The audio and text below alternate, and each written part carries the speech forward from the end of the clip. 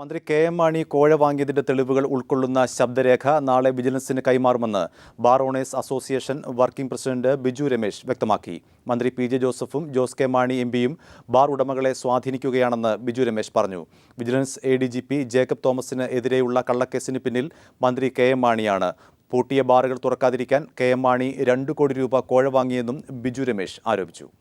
Bar കോഴക്കേസ് അന്വേഷിക്കുന്ന vigilance ഉദ്യോഗസ്ഥർക്ക് മുന്നിൽ ബാർ ഓണേഴ്സ് അസോസിയേഷൻ നേതാക്കൾ കഴിഞ്ഞ ദിവസം മൊഴി നൽകിയിരുന്നു. എന്നാൽ കോഴയുമായി ബന്ധപ്പെട്ട വിവരങ്ങൾ മൊഴിയിൽ പരാമർശിച്ചിരുന്നില്ല. ഈ സാഹചര്യത്തിൽ പണം നൽകിയതിന്റെ വിശദാംശങ്ങൾ ഉൾക്കൊള്ളുന്ന ശബ്ദരേഖ നാളെ വിജിലൻസിന് കൈമാറുമെന്ന് ബിജു രമേശ് പറഞ്ഞു. ഇന്നലെ പോയ 4 പേരായിരുന്നു രണ്ടാമത്തെ 50 ലക്ഷം രൂപ കൊണ്ടുപോയി കൊടുത്തത്.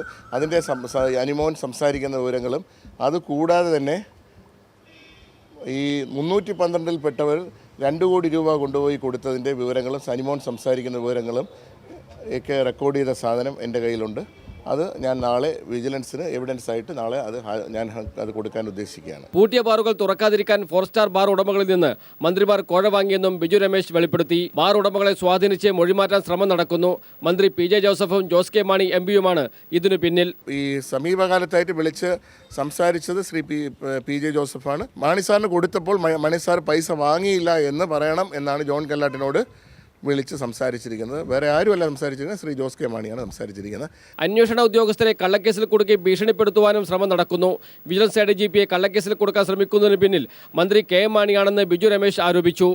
ഈ പറയപ്പെടുന്ന ഈ അഡീഷണൽ DGPക്കെതിരെ അഴിമതി വകുപ്പ് അനുസരിച്ച് കൊണ്ടൊരു പൊതുതാൽപര്യ ഹർജി ഹൈക്കോടതിയിൽ കൊണ്ടുവന്ന് ഫയൽ ചെയ്തിരിക്കുകയാണ്. ഇതിൻ്റെ പിന്നിലും പ്രവർത്തിക്കുന്നത് ശ്രീ മാണി സാറിൻ്റെ കരങ്ങളാണ്.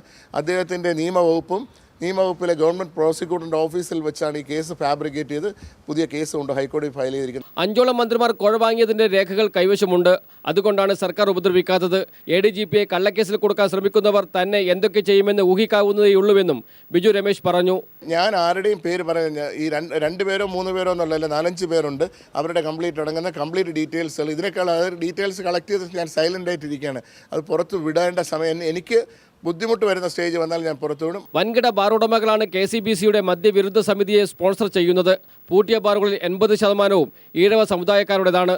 തുറന്നു പ്രവർത്തിക്കുന്ന ബാറുകളിൽ 70% ക്രിസ്ത്യൻ സമുദായത്തിൽപ്പെട്ടവരുടേതും. അതുകൊണ്ടാണ് 4 സ്റ്റാർ ബാറുകൾ പൂട്ടാൻ KCBC മദ്യവിരുദ്ധ സമിതി ആവശ്യപ്പെടാത്തതെന്നും ബിജു രമേശ് കുറ്റപ്പെടുത്തി. News bureau, Thiruvananthapuram.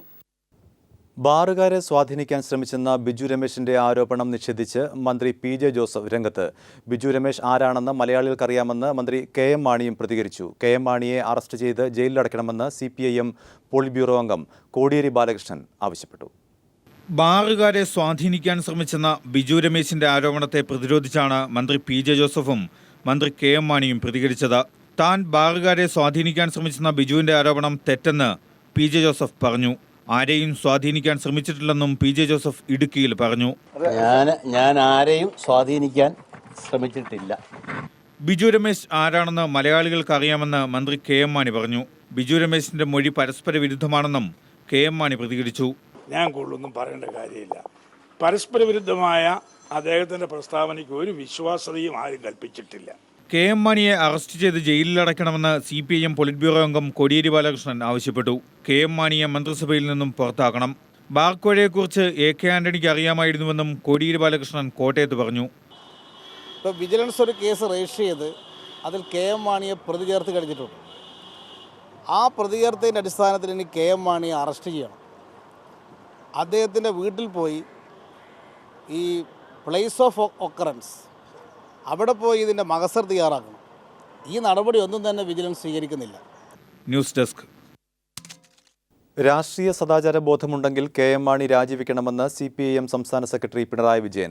കേസിൽ സസ്പെൻസ് നിലനിർത്തുന്നത് ഒത്തുകളിയുടെ ഭാഗമാണെന്നും തെളിവുകൾ ഹാജരാക്കാത്തതിൽ ദുരൂഹതയുണ്ടെന്നും പിണറായി വിജയൻ പറഞ്ഞു. പാലക്കാട് CPIM ജില്ലാ സമ്മേളന സമാപന വേദിയിൽ സംസാരിക്കുകയായിരുന്നു പിണറായി വിജയൻ. ഒറ്റപ്പാലത്തെ M വാമനൻ നഗറിൽ നടന്ന പടുകൂറ്റൻ റാലിയോടെയാണ് CPIM പാലക്കാട് ജില്ലാ സമ്മേളനം സമാപിച്ചത്. പൊതുസമ്മേളനം സംസ്ഥാന സെക്രട്ടറി പിണറായി വിജയൻ ഉദ്ഘാടനം ചെയ്തു. ബാർക്കോഴ വിഷയത്തിൽ ബാർ ഉടമകൾ സസ്പെൻസ് നിലനിർത്താൻ ശ്രമിക്കുന്നത് ഒത്തുകളിയുടെ ഭാഗമാണെന്ന് പിണറായി പറഞ്ഞു. രാഷ്ട്രീയ സദാചാരമുണ്ടെങ്കിൽ മന്ത്രി കെ എം മാണി രാജിവെക്കണം. കേരളത്തിൽ ഉമ്മൻചാണ്ടിയുടെ നേതൃത്വത്തിൽ അഴിമതിയുടെ കൂട്ടുകച്ചവടമാണ് നടക്കുന്നതെന്നും പിണറായി അഭിപ്രായപ്പെട്ടു. നല്ലതുപോലെ സസ്പെൻസ് നിലനിർത്താനാണ് ഈ പറയുന്ന വിദ്വാൻമാർക്കെല്ലാം താല്പര്യം എന്നാണ് തോന്നുന്നത്. സാധാരണ ചെയ്യേണ്ടത് കോടതിയുടെ മുന്നിൽ സ്റ്റേറ്റ്മെന്റ് കൊടുക്കണം. ഇതാണ് സംഭവിച്ചത്. അങ്ങനെ വന്നാൽ ആ മൊഴി രേഖപ്പെടുത്താതിരിക്കില്ലല്ലോ. സ്വാഭാവികമായും അത് ഗൗരവമായിട്ട് പരിഗണിക്കപ്പെടുമല്ലോ. അപ്പൊ ഏതെല്ലാമോ തരത്തിലുള്ള എന്തെല്ലോ കാര്യങ്ങൾ ഉയർന്നു വരുന്നു എന്ന ഒരു പ്രതീതിയാണ് ഇവിടെ കാണാൻ നമുക്ക് സാധിക്കുന്നത്.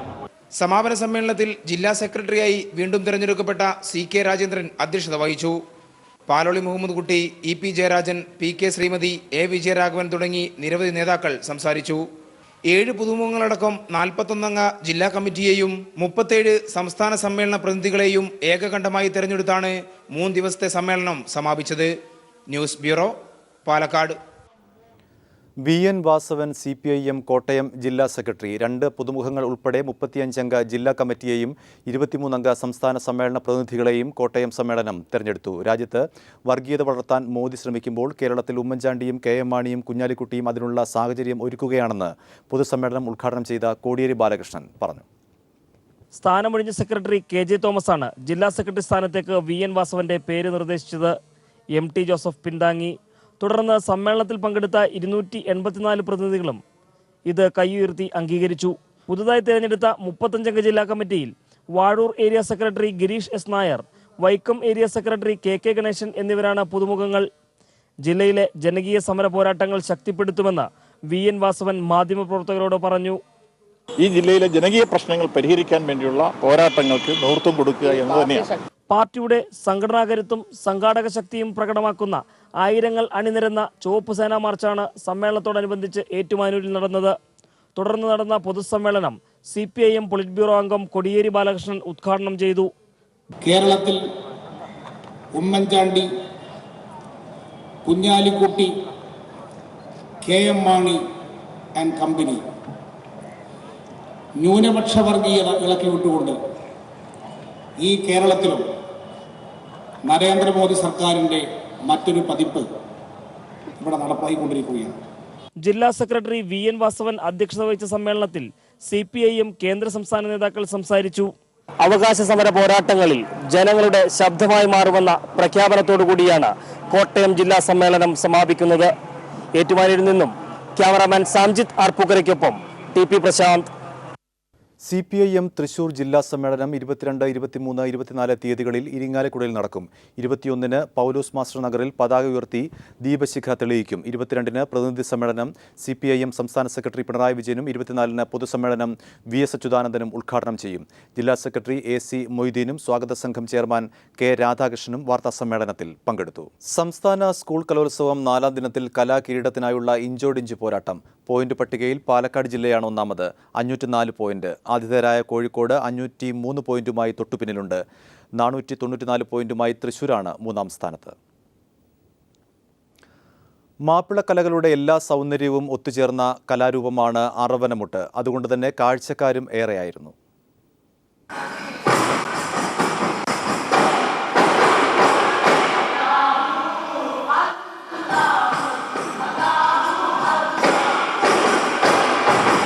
മക്കയിൽ നിന്ന് മദീനയിലെത്തിയ പ്രവാചകനെ കൂട്ടുകാർ അറബനമുട്ടി സ്വീകരിച്ചുവെന്നാണ് ചരിത്രം.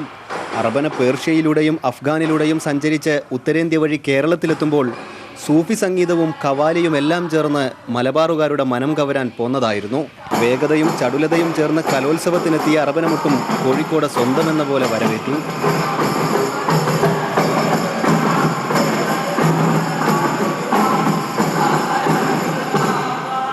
ഹയർ സെക്കൻഡറി വിഭാഗത്തിൽ മാത്രം 24 ടീമുകൾ മത്സരത്തിനെത്തി.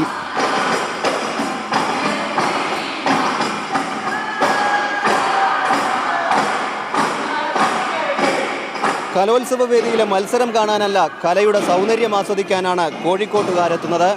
അവരെ നിരാശപ്പെടുത്തുന്നതായിരുന്നില്ല വേദിയിലെ കാഴ്ചകൾ. ക്യാമറാമാൻ ജയേഷ് വില്ലോടിക്കൊപ്പം KT സാലിഹ്.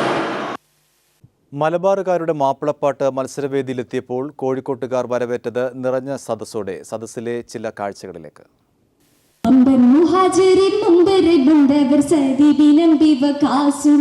കലോത്സവല്ലേ 6ാം വേദിയായ ടൗൺ ഹാളിൽ നല്ല മാപ്പിളപ്പാട്ടുണ്ടെന്ന് അറിഞ്ഞപ്പോ കോഴിക്കോട്ടുകാർക്ക് വീട്ടിൽ ഇരിക്കാൻ പറ്റുമോ? എല്ലാവരും കുടുംബസമേതം ഇറങ്ങി.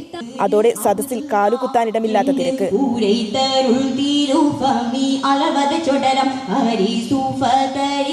ബദർക്കിസപ്പാട്ടും മോയിൻകുട്ടി വൈദ്യരുടെ പാട്ടുമെല്ലാം കുട്ടികൾ അരങ്ങിൽ തകർത്തു പാടുമ്പോൾ ഇരിക്കാൻ സീറ്റില്ലാഞ്ഞിട്ടും കുഞ്ഞുങ്ങളായെത്തിയവർ പോലും മണിക്കൂറുകളോളം പാട്ടിൽ ലയിച്ചു നിന്നു. ഒപ്പം താളം പിടിച്ചു. നേരിട്ട് കണ്ടത് മാത്രം പോരാ, ഇനിയും കാണാൻ ക്യാമറയിൽ പകർത്തണം. ചിലർ അതിനുള്ള തിരക്കിലായി.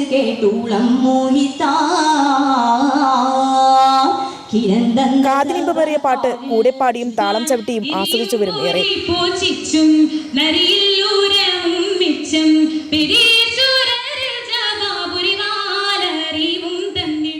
കോഴിക്കോട്ടുകാർക്ക് മാപ്പിളപ്പാട്ട് കേട്ടാൽ പിന്നെ ചുറ്റുള്ളതൊന്നും കാണാൻ പറ്റൂല. കാല് കഴിച്ചാലും എത്ര മണിക്കൂർ വേണമെങ്കിലും നിന്ന് കേൾക്കും.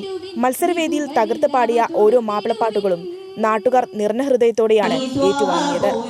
കലോത്സവ നഗരിയിൽ നിന്നും ക്യാമറാമാൻ ജിവേഷിന്റെ ദൃശ്യങ്ങൾക്കൊപ്പം ഷമീമ സലാം. കിരൺ ബേദിയുടെ വരവോടെ ദില്ലി BJPയിൽ ചേരിപ്പോര് രൂക്ഷമായി. കിരണിനെ മുഖ്യമന്ത്രി സ്ഥാനാർത്ഥിയാക്കുന്നതിനെതിരെ മുതിർന്ന നേതാക്കൾ തന്നെ രംഗത്തെത്തി. ഇതിനിടെ കിരൺ ബേദി നേരത്തെ നരേന്ദ്രമോദിക്കെതിരെ നടത്തിയ പ്രസ്താവനകൾ സോഷ്യൽ മീഡിയകളിൽ വൈറലാവുകയാണ്. മുഖ്യമന്ത്രി സ്ഥാനാർത്ഥി ആരെന്ന ചോദ്യത്തിന് ഉത്തരം നൽകാനും ഏതെങ്കിലും കാരണവശാൽ ദില്ലിയിൽ BJP പരാജയപ്പെട്ടാൽ അതിന്റെ പഴി നരേന്ദ്രമോദിക്ക് മേൽ വരാതിരിക്കാനും വേണ്ടിയാണ് അമിത്ഷായും കൂട്ടരും കിരൺ ബേദിയെ BJPയിലേക്ക് കൊണ്ടുവന്നത്. എന്നാൽ അതിപ്പോൾ വലിയ ഏടാകൂടമായിരിക്കുന്നു. കിരൺ ബേദിയെ മുഖ്യമന്ത്രി സ്ഥാനാർത്ഥിയായി ഉയർത്തിക്കാട്ടുന്നതിനെതിരെ മുതിർന്ന നേതാക്കളടക്കം ഒരു വിഭാഗം രംഗത്തു വന്നു കഴിഞ്ഞു. കേന്ദ്രമന്ത്രി ഹർഷവർദ്ധൻ, മുൻ സംസ്ഥാന പ്രസിഡന്റ് വിജയ് ഗോയൽ, ഇപ്പോഴത്തെ സംസ്ഥാന പ്രസിഡന്റ് സതീഷ് ഉപാധ്യായ എന്നിവരടക്കം നിരവധി പേർ മുഖ്യമന്ത്രി കുപ്പായം തയ്പ്പിച്ചിരുന്നവരാണ്. ഇവരുടെ പിൻബലത്തോടെയാണ് കിരൺ ബേദിക്കെതിരെ നീക്കം നടക്കുന്നത്. ഇക്കാര്യത്തിൽ അടക്കമുള്ള തർക്കങ്ങളെ തുടർന്ന് BJPക്ക് ഇതുവരെ സ്ഥാനാർത്ഥി പട്ടിക പോലും പുറത്തിറക്കാനായില്ല. BJP വിജയിക്കുമെന്ന ധാരണയിൽ എതിർചേരികളിൽ നിന്ന് എത്തുന്നവരെ കൂടി പട്ടികയിൽ ഉൾപ്പെടുത്താനുള്ള നേതൃത്വത്തിന്റെ നീക്കത്തിനെതിരെയും പ്രതിഷേധമുണ്ട്. ഇതിനിടയിലാണ് കിരൺ ബേദി മുമ്പ് നടത്തിയിട്ടുള്ള മോദി വിരുദ്ധ പ്രസ്താവനകളും ട്വീറ്റുകളും സോഷ്യൽ മീഡിയയിൽ വൈറലാവുന്നത്. ഏത് കോടതി വെറുതെ വിട്ടാലും ഗുജറാത്ത് കലാപം സംബന്ധിച്ച് ഒരു ദിനം മോദിക്ക് ലോകത്തോട് പറയേണ്ടി വരും എന്നതടക്കമുള്ള കിരണിന്റെ പ്രസ്താവനകളാണ് ഇപ്പോഴവർക്ക് തലവേദനയാവുന്നത്. News bureau, Delhi. കിഴക്കൻ ദില്ലിയിലെ വെൽക്കം മെട്രോ സ്റ്റേഷനിൽ 1020 വെടിയുണ്ടകളുമായി 3 പേരെ പോലീസ് അറസ്റ്റ് ചെയ്തു.